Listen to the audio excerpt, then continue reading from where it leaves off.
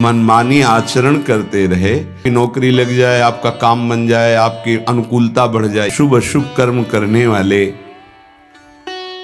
जब भगवत कृपा से पुनः सत्संग प्राप्त करते हैं और साधन मार्ग में लगते हैं तो माया अपना प्रबल रूप धारण करती है। या तो ऐसी अनुकूलता प्रदान करती है कि वो भूल जाए, या ऐसी प्रतिकूलता झोंक देती है कि उसको लगता है कुछ नाम जपने से नहीं, कुछ साधन करने से नहीं, दुख तो वैसे ही घेरे हुए। धैर्य छूट जाता है और भगवत मार्ग से विमुख आचरण करने लगता है। इसलिए उपासक को बहुत सरल ढंग से समझना चाहिए कि पुरानी फसल यदि बाजरा बोई है और बाजरा की रोटी मिल रही तो अगली फसल गेहूं बो दिया तो कल ही नहीं रोटी बना लोगे। 5-6 महीने लगेंगे किसान मेहनत करके, खेती तैयार करके, दाना बो करके, सींच करके, संभाल करके, फिर भी वो अतिवृष्टि, अनावृष्टि, ओले वृष्टि आदि से बच जाए, सुरक्षित हो जाए, तो सुरक्षित अनाज घर आ जाए, फिर वो पीस कर रोटी बना सकता है। तुम अनंत जन्मों से मनमानी आचरण करते रहे, आज नाम शुरू किया है तो वो तूफान नहीं उठेगा, नष्ट करने के लिए वो अपना स्वरूप धारण करेगा। उसकी गुलामी सहते रहे हो अभी, काम क्रोध लोभ मोह मद मत्सर। अब तुमको धैर्य पूर्वक नाम को पकड़े रहना। जैसे आंधी चले तो हम पहाड़ का आश्रय ले लें, हटे ना इधर उधर, तो आंधी तूफान पहाड़ को नहीं उड़ा सकती। ऐसे ही श्री भगवान कह रहे मामेव ए प्रपद्यन्ते माया में ताम तरन्ति ते। माया का तूफान आएगा पर तुम मेरे चरणों को पकड़े रहना, छोड़ना नहीं। पर ये जिनका मलिन हृदय है ना, वो सोचते हैं 4 दिन नाम जप करेंगे सारे दुख मिट जाएंगे। हाँ, पक्का मिट जाएंगे, जड़ से मिट जाएंगे, पर धैर्य पूर्वक जीवन को आगे बढ़ाओ।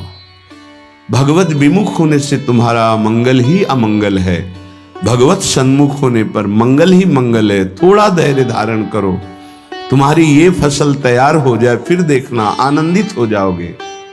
पर ये कुसंग मन का और तन का, ये दोनों परमार्थ में टिकने नहीं देते। जहां ऐसे मित्र जन मिले जो गलत आचरण करने वाले होते हैं, वो पूछते हैं तुमने शराब छोड़ दिया, मांस छोड़ दिया, तुम नाम जप करने लगे, कुछ लाभ हुआ? अरे कुछ नहीं होने वाला, तुम देख लो करके। उसके दिमाग में माया तो आक्रमण किए ही है। तत्काल नकारात्मक भाव आ जाता है कि नहीं नहीं, भगवत मार्ग में कुछ नहीं मिला, ठीक कह रहे हो, तो आओ हमारे संग फिर हो जाओ। फिर वो माया के मलिन आचरणों में उतर जाता है। वो संत द्रोह, भगवत द्रोह उसके हृदय में अपना स्थान बना लेता है। फिर जन्म जन्मांतर, युग युगांतर कब अवसर आएगा भगवत मार्ग में चलने का।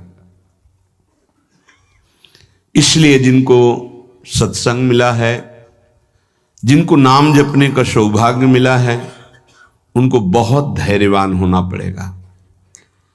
इसको ऐसे पकड़ना होगा कि जैसे हम बहुत बीमार हैं और इस औषधि के सिवा हमारा कोई रास्ता नहीं बचने का, अब हमको ये औषधि खानी ही है।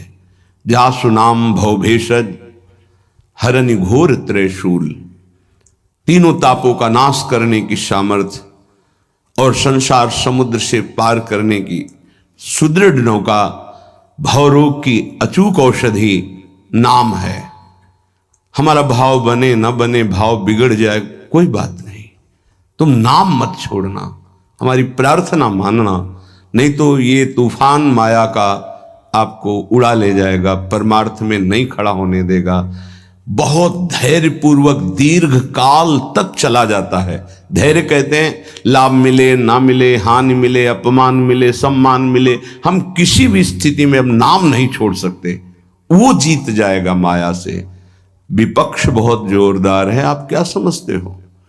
आप भगवान के अंश हो, ये भूल चुके हो, लेकिन वो नहीं भूली। वो भगवान की शक्ति है। भगवान कह रहे हैं मम माया दुरत्य, मम माया, मम मेरी है।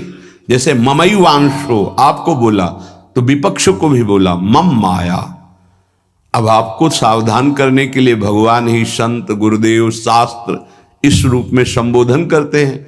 तो अगर आप इनकी बात मान जाओगे तो माया भगवती कृपा करेंगी और अपना प्रभाव समेट लेंगी, और यदि आप इनकी अवहेलना उल्लंघन करोगे तो फिर उनके प्रभाव से बड़े बड़े ज्ञानी परास्त हो गए हैं। जो माया बहुबार नचावा, दास चरित को लख नहीं पावा, ऐसी विचित्र है, बहुत बहुत विचित्र। जो ज्ञान इनकर चिता परई, बरी आई विमोह बस करई, ऐसी प्रचंड माया है। इसलिए जिनके कानों में आवाज पहुंच रही हो, हमारी प्रार्थना है, बहुत जन्मों से भटक रहे हैं, ये दुख सुख के प्रलोभन और भय में आकर के नाम न छोड़ दीजिए। ऐसा भी हो सकता है कि नाम जपना शुरू करें, आपकी नौकरी लग जाए, आपका काम बन जाए, आपकी अनुकूलता बढ़ जाए। ये नाम का फल नहीं है, ध्यान रखना, ये नाम का फल नहीं है। हम स्पष्ट आपको कह रहे हैं कि जब से आपने नाम जपना शुरू किया आपका सब मंगल होने लगा, ये नहीं है। ये आपके पुण्यों का है, पूर्व पुण्यों का है। ये नाम आपको सामर्थ्य देखा, दुख और सुख दोनों सहकर परमानंद की प्राप्ति। ये विषयानंद नाम के फल से नहीं। आप नाम जपना शुरू किए, सब कुछ बिगड़ना शुरू हो गया, ये नाम का फल नहीं है। ये आपके पाप नष्ट हो रहे हैं। विवेक पूर्वक चलिए। अगर विवेक नहीं धारण करेंगे तो फिर सब मार्ग छूट जाएगा।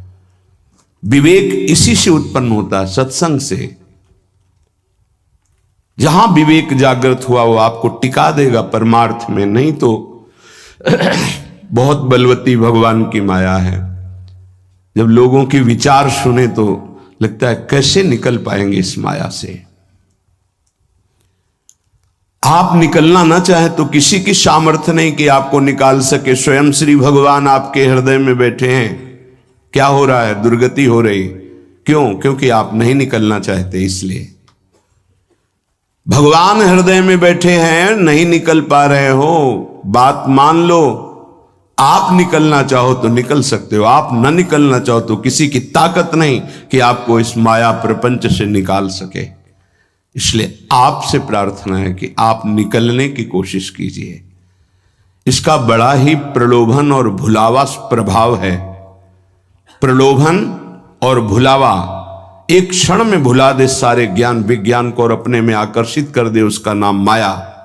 ऐसे प्रलोभन फेंक दे कि जानबूझकर तुम भगवान को भूल जाओ और उन प्रलोभनों में लग जाओ, उसका नाम माया।